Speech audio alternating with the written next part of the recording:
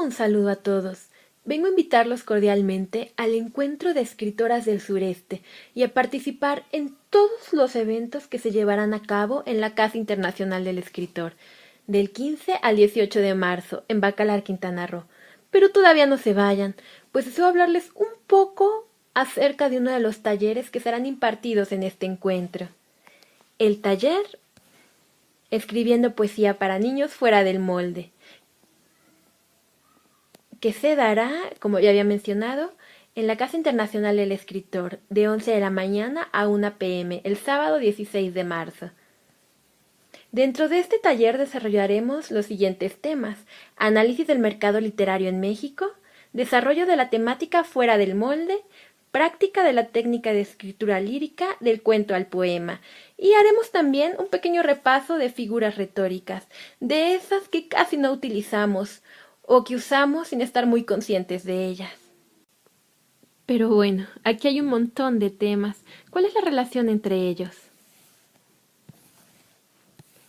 El objetivo esencial de este taller es poder generar productos que incentiven la lectura de poesía en la infancia.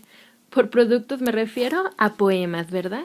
Será impartido por la mercadóloga Celia María Castro, egresada del Tecnológico de Monterrey, actual estudiante de la maestría en Creación y Apreciación Literaria por el Instituto de Estudios Universitarios. Autora del poemario infantil para incentivar la lectura Sentimientos de Infancia, parte de la antología Sureñas, narradoras y poetas jóvenes de la zona sur. Dando una pequeña introducción al taller, hay que preguntarnos: ¿cuál es la importancia o la relevancia de realizar un estudio de mercado antes de la producción de un texto literario? Ahora bien, es importante que en este momento todos nos pongamos la capucha de investigadores, ¿verdad? ¿Y qué es lo más importante antes de realizar un estudio de mercado? Tenemos ya nuestro objetivo, ¿verdad? Incentivar la lectura de poesía en la infancia. Y ahora lo que sigue es analizar a nuestro consumidor final. ¿Qué es lo que le gusta? ¿Qué es lo que hace en la mañana cuando se despierta? ¿Qué es lo que hace antes de acostarse? Sus actividades del día, qué come, en qué piensa, qué es lo que lo mueve, qué es lo que lo motiva. Pero, ¿cuál es el proceso natural de un autor? Si lo piensan bien, el escritor tiene una idea, le da forma, le da vida y la arroja al mundo para ver quién la cacha. Este proceso que voy a explicar a continuación funciona de manera inversa.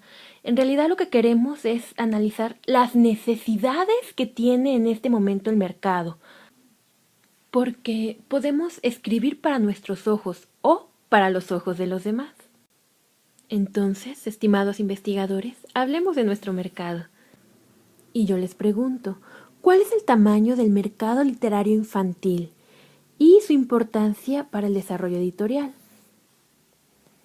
Bueno, la realidad es que cerca de 1/3 de los libros vendidos pertenecen al género de la ficción infantil. ¿Por qué será esto? Si lo pensamos bien, la respuesta es bastante sencilla. Las escuelas quieren que los niños sean buenos lectores. Los padres quieren que sus hijos sean buenos lectores. Entonces, en la escuela nos encargan libros. Vamos al súper cuando somos niños y salimos con un libro de cuentos.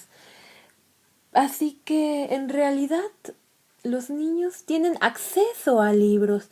Pero, ¿qué es lo que pasa cuando estos niños crecen? Según el módulo sobre la lectura MOLEC de la INEGI, en el 2015, 50 personas de cada 100 leían por lo menos un libro al año. ¿Esto qué significa? Que la mitad de la población no leía ni siquiera un libro al año. 3 años después, en el 2018, tuvimos una reducción del 5% de lectores, 10% si lo comparamos con el porcentaje de lectura del 2015. ¿Por qué? ¿Qué es lo que pasó en estos 3 años para que se redujera así el índice de lectura, que ya de por sí era muy pobre? Nosotros como adultos seguimos teniendo los mismos usos y costumbres en cuestión de libros. Quiero decir que nuestro proceso de formación lectora ya terminó. Entonces no podemos tener un gran cambio en lo que leímos el año pasado, a lo que leemos este año, a lo que vamos a leer el año siguiente. Sin embargo, ¿cuál es la población que se agrega a esta estadística? Ah, pues son todos estos chicos de 15, 16 y 17 años que del 2015 al 2018 ingresaron al rango de mayoría de edad. Eso quiere decir que nuestros egresados de preparatoria de los últimos 3 años han reducido nuestro índice de lectura. ¿Qué está pasando? No se trata de lo que aprendieron estos chicos en 3 años. Se trata de la formación lectora que tuvieron en los 15 años de educación básica y educación media superior. Y ahora les pregunto, ¿qué estrategia ayudaría a mejorar estos números? Pensemos un poco en lo que el gobierno actual está haciendo. ¿Ustedes creen que si a la población les damos libros baratos, si les regalamos libros, eso en realidad ayudaría a mejorar nuestro porcentaje de lectura? En realidad, actualmente contamos con suficiente información como para evaluar esta estrategia. Así que veamos. Dentro de las estadísticas que nos arroja Molec, podemos observar la distribución de los motivos para la no lectura. Es decir, ese 55% de la población que no está leyendo ni siquiera un libro al año lo hace por las siguientes razones. El 45.6% no lee porque no tiene tiempo para leer. El 24.4% no lee porque no le gusta leer. El 14.8% preferiría realizar cualquier otra actividad. Pero aquí está la que nos interesa. El 1.7% de personas no está leyendo por falta de dinero. Ahora, este es el porcentaje al que le pegaría la estrategia de dar libros baratos o de regalar libros a la gente que no está leyendo porque no tiene el dinero para estar comprando libros. Pero ahora me pregunto, si yo le doy un libro a la gente que no tiene tiempo para leer, ¿mágicamente va a tener tiempo para leer? Si yo le doy un libro a las personas a las que no les gusta leer, ¿de repente ya les va a gustar leer? Si le doy un libro a las personas que tienen problemas de la vista, ¿lo van a poder leer? Si yo le regalo un libro a la gente que prefiere realizar cualquier otra actividad antes que leer, ¿lo van a leer? Viéndolo de este modo, el año próximo podríamos esperar que nuestro porcentaje de lectura suba de 45, quizás a 47%. Pero seamos sinceros, ¿en dónde está el grupo de personas que necesitan una estrategia para fomentar su lectura? Aquí está, el 70% de los no lectores lo hacen porque no tienen tiempo y porque no les gusta leer. Entonces, ¿qué podemos hacer? ¿Qué tenemos que hacer para cambiar esto desde la formación lectora de la educación básica y medio superior? Comencemos analizando la falta de tiempo. ¿Cuál es el comportamiento de una persona que no tiene tiempo para leer? Se despierta en la mañana, se arregla para ir a la universidad o arregla a sus hijos para la escuela, se va al trabajo, está todo el día de aquí para allá, regresa, apenas si tiene tiempo para comer. Cuando está en casa lo único que quiere es descansar o pasar el poco tiempo que tiene pues con su familia. Lo último que quiere es más tedio en su día. Preferiría simplemente ver algún programa en la televisión o alguna película para quedarse dormido y empezar la misma rutina al día siguiente. ¿Y qué pasa en la mente de esta persona cuando piensa en libros? Quizá recuerda cuando iba a la preparatoria y en su clase de taller de lectura y redacción o en su clase de literatura le encargaban un libro a la semana para poder hacer un ensayo o realizar un examencito.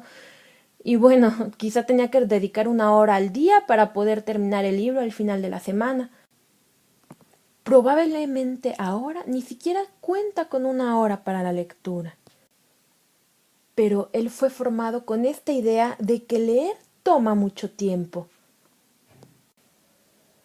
Pero, ¿qué hubiera pasado si durante sus clases, en lugar de dejarle leer un libro a la semana, le hubieran dejado leer un microrrelato al día? Un microrrelato que bien pudo haber leído en 1 o 2 minutos. Los microrrelatos son literatura y son buena literatura.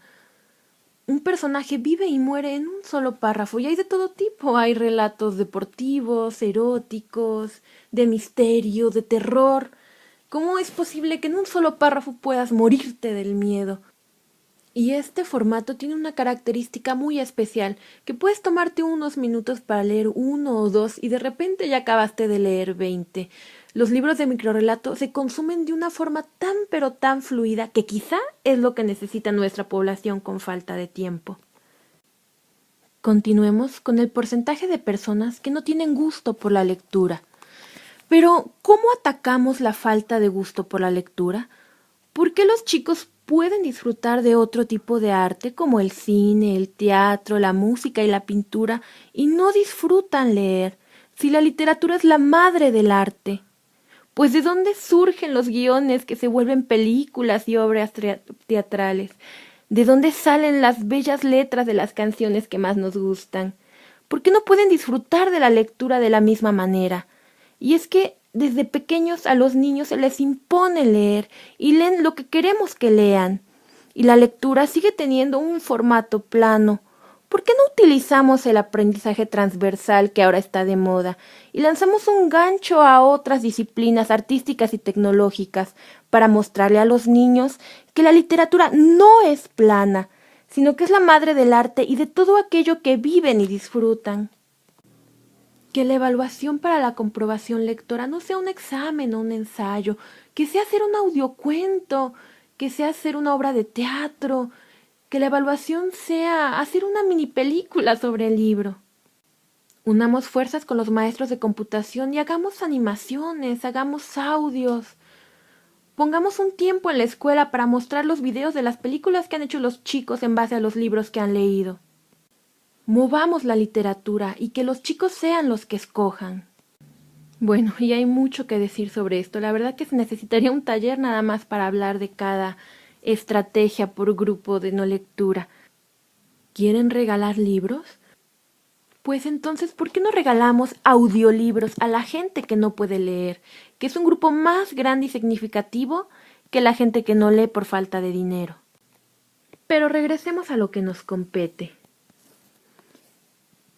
¿Y la poesía qué? ¿Cómo es que en México se está enseñando a los niños el gusto por la poesía? ¿Y qué tiene que ver con todo lo antes mencionado? Pues empieza a haber toques de poesía desde el preescolar, pero es en primero y segundo de primaria donde se incluyen estos temas de que un poema es una composición en base a versos que forman estrofas, tiene cierta métrica y ritmo. Ponemos a los niños a escribir e inventar 2 o 3 poemas, leen unos cuantos poemas más y bueno, siguen su camino por la literatura en general. En la primaria alta y secundaria nos empezamos a topar con competencias de declamación, con puestas en escena de poesías corales. Y de ahí se gradúan, y pocos son los que conservan la poesía como algo importante en sus vidas. Bueno, y basándonos en todo esto, y el taller, estábamos hablando de un taller, ¿verdad? De escritura de poesía para niños, que nos permitiera lograr el objetivo de incentivar la lectura de poesía en la infancia. Pero era necesario realizar este viaje, puesto que es importante que entendamos las necesidades que debemos de cubrir, porque ahora ya no estamos escribiendo para nosotros, sino para alguien más. Y ese alguien más tiene gustos, características e intereses propios. No hay que olvidar que un poema escrito para un niño de preescolar podría no ser del gusto de un chico de secundaria. Inclusive dentro de la primaria ya podemos separar 2 grupos diferentes, primaria baja y primaria alta. Y es diferente el tipo de lectura que se tiene en los grupos de formación de primeros lectores y los grupos más avanzados. por grupo de edad, así se trate exactamente el mismo tema, el poema va a ser diferente. ¿Por qué? Porque los niños son diferentes, tienen características diferentes conforme van creciendo. Bueno, ¿y dónde queda la temática fuera del molde?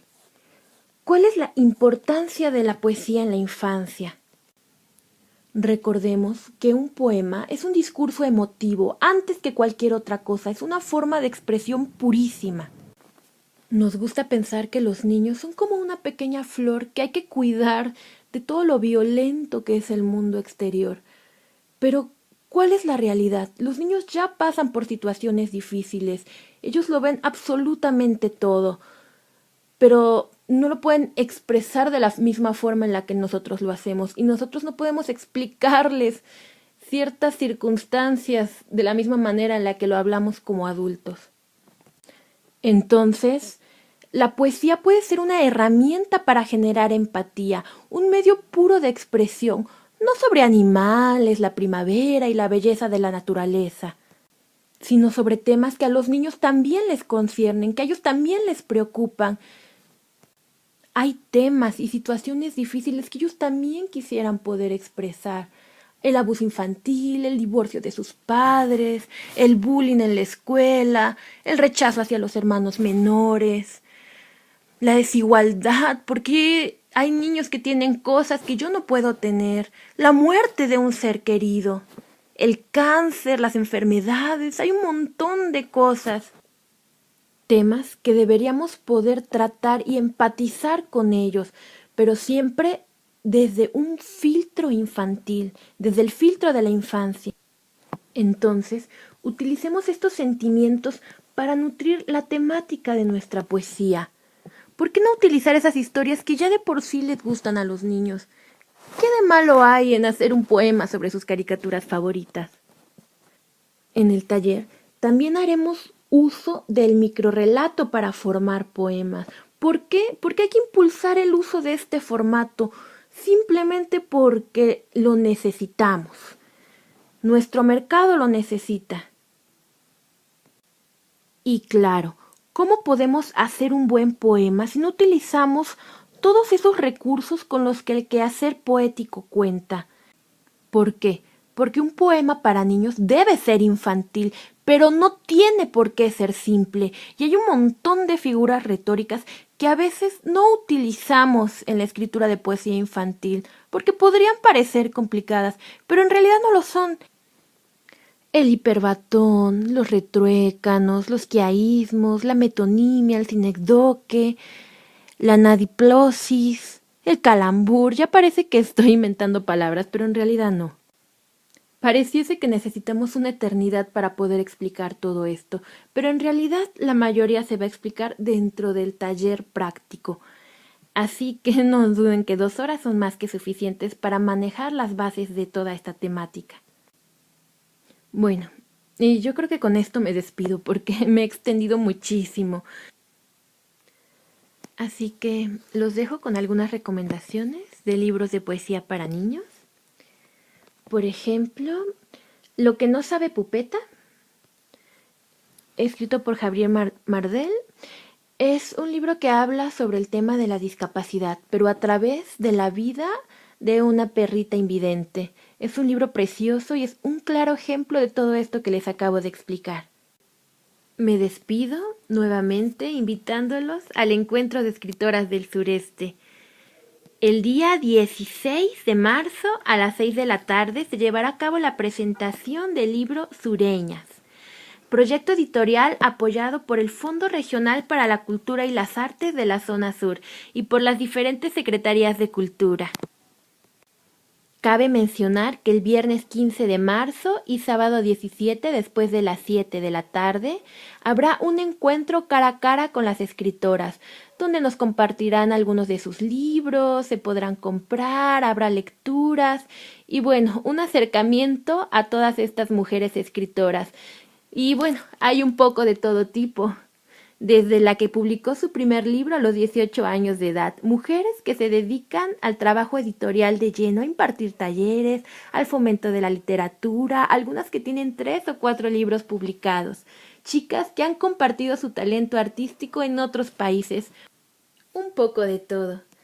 Y si no tienen oportunidad de ir al evento, les recomiendo seguirlo de cerca a través de las páginas oficiales de las instituciones que nos apoyan, así como de la página del Face de la escritora Kaisa Yanix, nuestra organizadora y coordinadora, desde donde podrán observar el perfil de cada una de las escritoras y el detalle de los talleres que se estarán impartiendo. Se despide de ustedes Celia Castro, investigadora, amante de las letras y de la enseñanza. Ojalá y podamos aprender muchas cosas juntos.